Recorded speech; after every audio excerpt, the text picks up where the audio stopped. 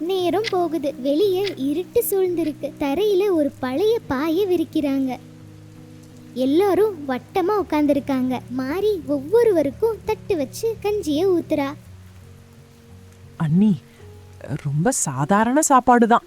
வீட்ல இருந்த அரிசியை வச்சு கஞ்சி காய்ச்சினேன். எதுவும் தப்பா நினைக்காம சாப்பிடுங்க.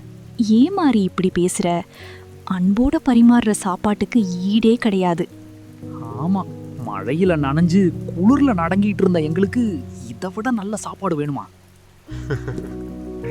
பாத்தியா மாறி, நானே சொன்னேன்ல, மனசுதான் முக்கியம். அம்மா, இன்னைக்கு மட்டும் துவையல் கொஞ்சம் அதிகமா வையே. ஏன்? அததான் கஞ்சியை விட நல்லா இருக்கு. அம்மா கை துவையல்னா தம்பிக்கு எப்பயுமே ஸ்பெஷல் தான். அதுல என்ன சந்தேகம்? நானும் இன்னும் கொஞ்சம் வாங்கிக்கிறேன்.